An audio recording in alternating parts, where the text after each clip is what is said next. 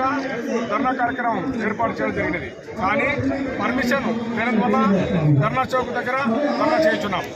అయితే దీర్ఘకాలికంగా అపరిష్కృతంగా ఉన్న సమస్యలు ఏవైతే ఉన్నావో వాటిని పరిష్కరించమని దపదపాలుగా జేఏసీ నుండి కానీ ఇండివిజువల్ యూనియన్ నుండి కానీ సుమారుగా 58 సార్లు మేము కలిసి మొరబెట్టుకున్నాం. ఆయన కూడా విద్యుత్ సంస్థల యాజమాన్యాలు ఎలాంటి చొరవ చూపకుండా ఉన్నారు.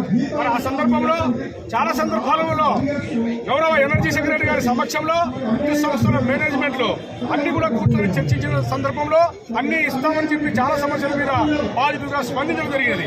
కానీ అక్కడ చర్చించిన అంశాలను మినిట్స్ రూపంలో ఇచ్చేటప్పటికీ మినిట్స్ లో వేరే విధంగా ఇస్తున్నారు. అదే మాదిరిగా మినిట్స్ లో ఇచ్చే నుండి కూడా ఈ రోజు కూడా అమలుకు నోచుకోలేదు. కాబట్టి కాంట్రాక్ట్ కార్మికుల సమస్యలు దీర్ఘకాలికంగా అలాగే ఉండిపోయాయి. సమాన పని సమాన వేతనం అయితేనేమి, దశల వారీగా విలీనం చేసే కార్యక్రమం అయితేనేమి, వాళ్ళకు రావాల్సినటువంటి అరియర్స్ ఏదైతే ఉందో ఆ అరియర్స్ విషయం అయితేనేమి, అదే మాదిరిగా డిజబిలిటీ లీవ్ ఏదైనా డిపార్ట్మెంట్లో యాక్షన్ జరిగి ఏదైనా వాళ్ళకి అవయవాలు దెబ్బతిన్నప్పుడు కానీ హాస్పిటల్లో ఉన్నప్పుడు లీవ్ ఇవ్వమని చెప్పి అడుగుతా ఉన్నాం. ఇవి కూడా వాళ్ళు ఇవ్వడానికి నోచుకోవడం లేదు. కాబట్టి ఇలాంటి సమస్యలన్నీ కూడా కాంట్రాక్ట్ కార్మికులు ఉన్నాయి. అదే మాదిరిగా పోయిన ప్రభుత్వంలో అక్టోబర్ 2, 2019లో గ్రామ వార్డు సచివాలయాలను నిర్మిస్తూ ఆ సందర్భంలో బలోపేతం చేయడం కోసం ఎనర్జీ అసిస్టెంట్లను తీసుకున్నారు. వారికి విద్యుత్ సంస్థ వారే జాయిన్ చేసుకోవడం జరిగింది, రిక్రూట్మెంట్ చేయడం జరిగింది, మా పదవుల ప్రకారం చేయడం జరిగింది. విద్యార్హతలు అవే జైలు ఏదైతే ఉన్నాయో అవే పెట్టారు, వయో పరిమితి కూడా అదే పెట్టారు. కానీ వారికి ప్రభుత్వంలో ఉన్నటువంటి జీతభత్యాలు మాత్రమే చెల్లిస్తున్నారు. మేము చెప్తా ఉన్నాం, రెగ్యులర్ ఉద్యోగులు ఏదైతే పని చేస్తా ఉన్నారో అదే పని వారు కూడా నిర్వర్తిస్తున్నారు. కాబట్టి వారు 6 సంవత్సరాలు నిన్న అక్టోబర్ 2 పూర్తయింది. వారు రెగ్యులర్ జైలు ఇచ్చి వారి ప్రమోషన్ ఛానల్ కల్పించవలసిందిగా కోరుతున్నాం. అలా కాదు, కొత్త రెగ్యులేషన్స్ తీసుకొచ్చి ప్రవేశపెట్టి కొత్త రెగ్యులేషన్స్ జరుగుతున్నారు.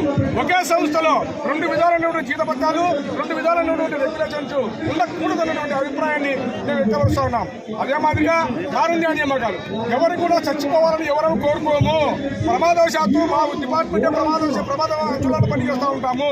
డిపార్ట్మెంట్ యాక్షన్ జరిగినా లేకుంటే అనారోగ్యంగా చనిపోతే వారి కంపెనీ కారుణ్య నియామకాలు కూడా మాకు ఏదైతే గతంలో పూర్వపు నాయకులు సంపాదించి పెట్టారో ఆ విధంగా కాకుండా కొత్తవి కేవలము data entry operator, office assistant 15,000, 18,500 మాత్రమే ఇస్తా ఉన్నారు. అలా కాకుండా మాకు ఏదైతే ఏపీ ఎస్సీపీ నుంచి సంగ్రహించిందో వాటినే మాకు అమలు చేయాలనేటువంటి విషయాన్ని తెలియజెప్తా ఉన్నాం. మరి ఈ విషయాలన్నీ కూడా ఎనర్జీ సెక్రటరీ గారు వాస్తవమే ఇవన్నీ కూడా ఈ విధంగా జరుగుతున్నటువంటివి అన్ని చేస్తామని చెప్పి సరిచేస్తామని చెప్పి చెప్పారు.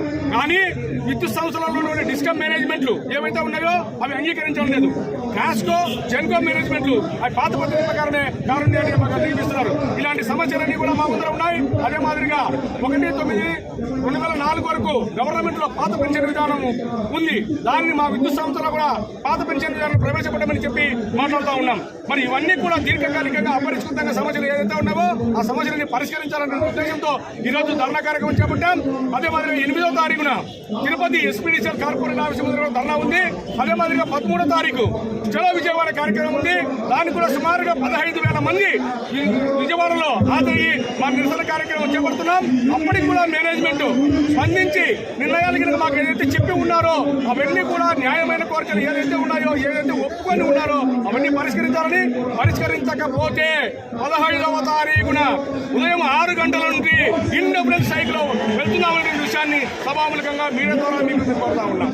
Thank you sir, thank you very much.